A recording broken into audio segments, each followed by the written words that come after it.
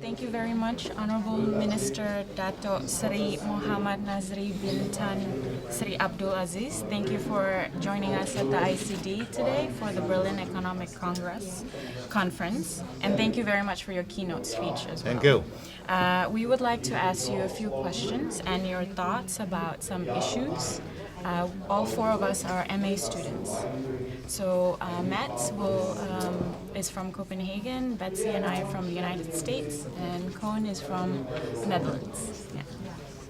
Mr. Minister, please, how has cultural diplomacy actively been used in Malaysia so far? Oh, in Malaysia, we are a multi-cultural country. Yes. And I must say that in Malaysia, we have effectively used cultural diplomacy to promote understanding between the various ethnic groups in Malaysia. And how we do it is that, as I've said in my speech earlier, we have many celebrations. We have Diwali for the Indians, Hindus, we have the Chinese New Year, we have Christmas for Christians, and these are all time of happiness. And what the government has done is that we have a national celebration for all these religious and community celebration, whereby the government organized a big celebration and we invite all groups. For example, if it's Christmas, it's not only meant for the Christians. It's meant for all Malaysians, regardless of their religion. We come together, we celebrate Christmas, so that there will be understanding between Malaysian citizens of diverse religious groups to understand each other. And we have been doing this for the last 20 years, and it has shown great improvement in peaceful coexistence between Malaysians of diverse religious groups. So we actually use cultural diplomacy to bring together Malaysians of diverse ethnic groups to come together as one Malaysian. Fantastic. And to you in person, what do you think of cultural diplomacy when you hear the term? Yes. It means a lot to me. It means a lot because, as I said earlier, my country is the background is that we are multi-cultural, multi-racial, and multi-religious. So cultural diplomacy is very important to me because when you talk about culture, sometimes you find similarities amongst the culture practiced by our people. And when you talk about culture, it's all about good things. You have music, you have a cuisine. So these are not, culture is not divisive. Culture is actually bringing people together. I will go to a friend of mine who's Malaysian of Chinese origin, and I go to his house, and culture is about the music of the Chinese community. I'll sit down and listen.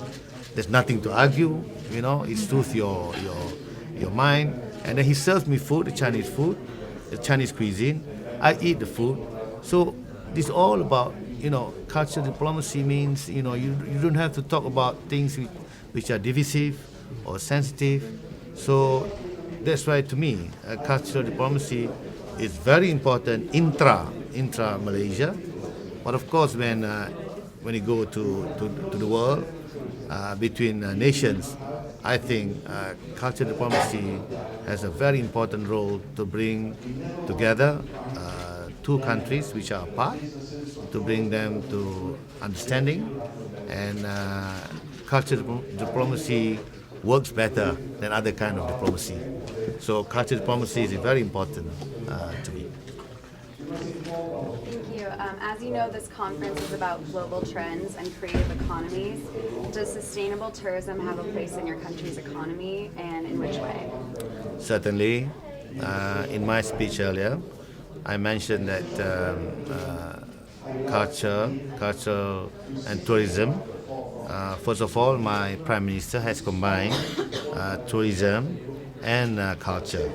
which I think is natural and logical, because if you go to any countries, certainly when you go there, you want to look at their culture. And creative economy is part of the culture. It helps to bring income to the various people, various group with their culture. They have, for example, like you have a play, for example, which shows about the culture of a certain group of people in the country. Now, that is showing to others, and they make money. I mean, creative economy means that you have fine art, you have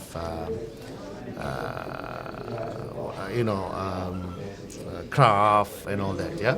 So creative economy is very important because it helps to bring income to the lower income people who are good at craftsmanship, and also how we encourage creative economy in my country is that we have a body which is called the Malaysian National Craft Body.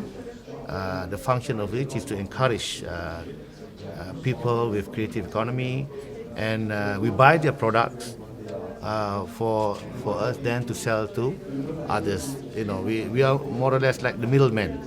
So whatever you do, we support you. And there are we also have the what we call the Istana Budaya. This is our national theatre, and we encourage our young people to have plays, theatre plays and all that. We give grant. We have schools for acting. So these are the things that the government do to encourage creative economy in Malaysia. Okay. Can you maybe give us some specific example about green growth in your country, and also maybe especially related to the tourism sector? I mentioned in my speech earlier, if you still remember, that we have a program what we call the homestay program. The whole idea is to encourage people to come and see for themselves how we Malaysians live daily. And Malaysia is 67% still covered by trees. 67 is a big percentage of the land in Malaysia. But even though we are 67%, we feel that we need to, for every trees that we cut, we need to replant. So in the homestay program, we get the visitors to come with the local community, and before they leave, they help to, they plant one tree. So this way, we are actually encouraging tourists to come, not just to come as tourists, but also to help our country to plant more trees. Yeah, and by doing so, I think most tourists are just too happy to do it. But other than that, as I've said earlier, it is enticing people to come back in a few years to see how the trees have grown. So this is one of the programs that we do. The other thing that we do is that we have the what we call the timber concession tourism sector. In Europe, Europeans are very concerned about forest protection, conservation and preservation. In fact, no timber will be exported to EU if it's not sustainable, cutting it sustainably. So what we have is that in Sarawak, the biggest state in Malaysia, where we give out a lot of timber concession, we ask the companies, not only to cut trees, but they must also do a replanting program. And we also invite tourists to come to their concession, timber concession, to see what the timber concession company does. So this way, then tourists will not just come as tourists, but to see for themselves, that timber concession in Malaysia is sustainable. So that will encourage Europeans to be more confident. When you buy timber from Malaysia, you know that it comes from a sustainable timber concession. So these are the things that we do when it comes to green growth. It is very important. In Malaysia, we have the oldest rainforest in the world, which is called the Royal Belum, which you all must visit. It is the oldest rainforest in the world, much older than Congo and Amazon. And rainforests contribute 30% of the world's oxygen. So by coming to Malaysia and see all this, you're helping us to help yourself. Because there are not many forests now in Europe. You have to depend on us to get your oxygen. Yes. So that's why you must come to Malaysia. And you know that when you come to Malaysia as tourists, you are not just coming as tourists, but you are really supporting Malaysia's effort to ensure that our rainforests are conserved for the good of the world. Okay? I'd love to visit it. Yeah. You must come. You must come. It happens to be in my state, the Royal Belum Forest, the biggest rainforest in the world, and oldest. Yeah? Great. Yeah. From your keynote speech earlier, you mentioned that Malaysia is working for the visa regulations to make it easier for tourism to visit Malaysia. Now, on more personal and a little bit more sensitive issues, I have heard that if you were to visit Malaysia with a passport that has an Israeli stamp, it might hinder entry into Malaysia. So it's only for tourism. Is that something that is looked or frowned upon still, or is now? No, we don't allow a person with Israeli passport to come to Malaysia. But if in your passport it shows that you have visited Israel, it's not a problem for us. Okay, what we ban is the passport. Not the countries, not visiting Israel. It's only the passport, Israeli passport. Now this is a policy because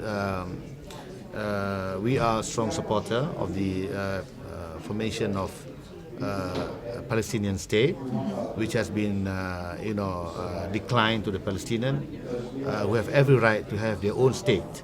And because of Israelis' policy towards them, not allowing them to have their own nation, which every citizen in the world is entitled to. Every one of us in any part of the world, we belong to a country. We have a country. It is not right to stop a nation from forming their own country just basically because you are having problem with them. I mean, what's so objectionable in giving the Palestinian a country of their own? So we stand by it. If you talk about human rights, if you talk about the right to a nation, then I think that we must support the formation of a country for the Palestinians. And because the Israelis are depriving them in their policies, so we are totally opposed to the policy of Israel. We think that they have a stand which is, in our opinion, very racist in their attitude. So that's why we are not racist in Malaysia, and we object Israelis' deprivation of nationhood to Palestinian. And as such, we say, you are not welcome to our country. So that's it. Yeah. Simple. So it's clarified, right? Yeah, thank you. Thank you. Question? I think we're fine with the time, so thank you for your time. Thank It was you an so honor much. to interview you. I enjoy this interview, Yeah. and I think cultural diplomacy is the instrument and tool to bring all nations together. So thank you very much on behalf of ICD. I really thank you for coming to visit us and giving such a wonderful speech, Thank and you. also the time for this interview. Thank you. Thank you. Thank you so much. Thank you. Okay.